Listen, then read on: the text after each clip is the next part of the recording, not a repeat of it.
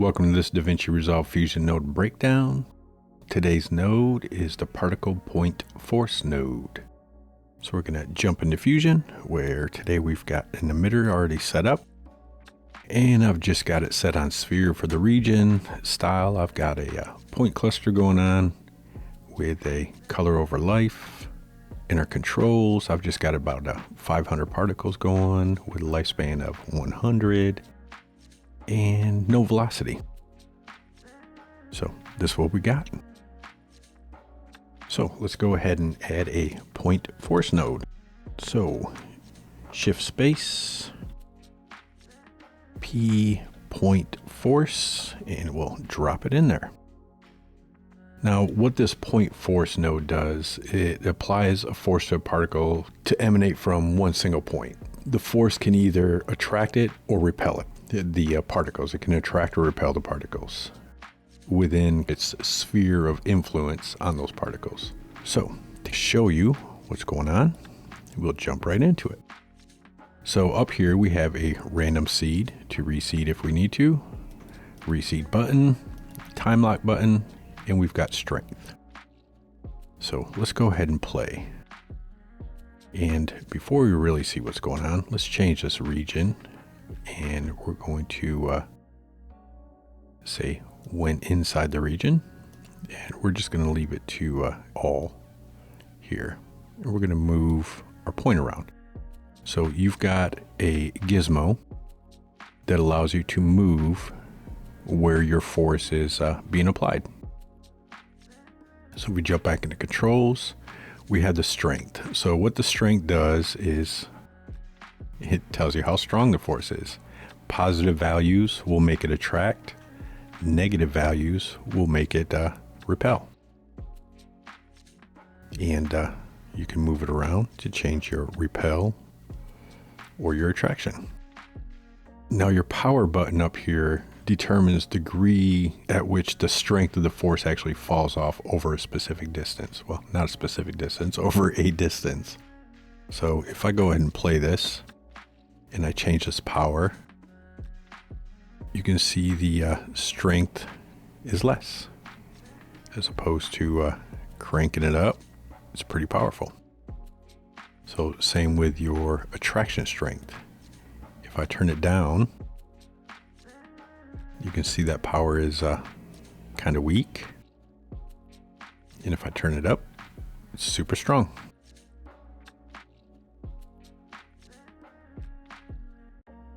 Now down here you have a limit force. And what this does is it helps you fix issues you may have with your particles. For instance, if, let me just find a spot.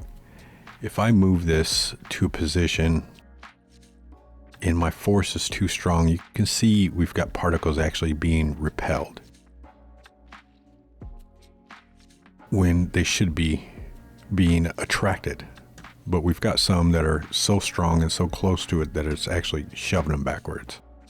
And what this limit force does is it allows you to kind of hone that in a little bit. So if we limit some of this force, we can find a sweet spot to get rid of those. And that's what the limit force button does. It doesn't necessarily drive look, and we still had one fly off, but it helps you hone in that power so you can fix some of these issues. Now, these issues are going to reappear when it comes to your subframes. So if we go to the render tab, right now we're just on a single subframe, but if we up it, you can see we're starting to get more of those repelling particles going. So you would have to come back into your point force and play with your limit force again. So just keep in mind your subparticles that you are rendering will change your look with some of this stuff. So sometimes you want to just jump back in and double check your subframes that you plan on doing your final render at to make sure nothing crazy is going on. So let's drop that back down and reset that. And let's go ahead and add a P turbulence. P turbulence. And we're going to put that in right after our emitter, so we get a little turbulence going on. So we're going to go to our region, when inside region, and all. And let's move this back away. And let's change our power down a little bit so that turbulence can really start taking effect. Let's go ahead and move our emitter too.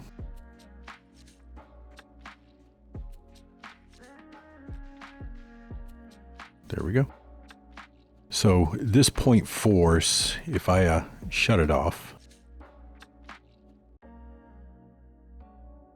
and I made keyframes. I didn't want to make keyframes on my little emitter here.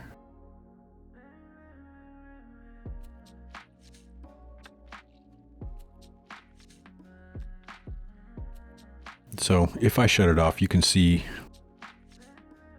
nothing's really happening. We just got our turbulence moving stuff around, but as soon as we turn this point force back on, we've got attraction again.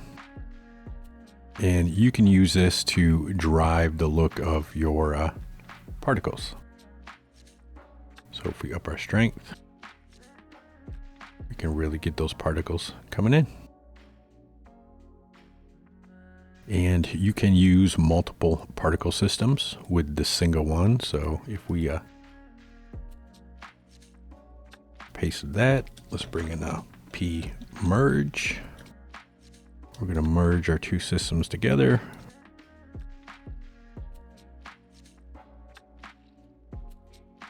And let's take this one and move it over. And let's get rid of that keyframe on both of these.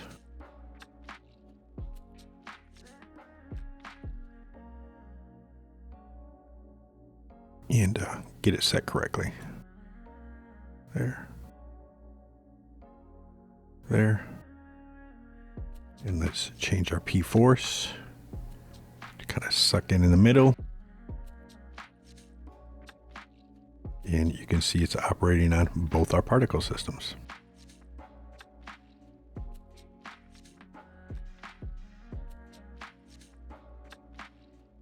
So we can change our power. We can change our strength to actually repel. So that is the point force particle node. I will see you in the next node breakdown.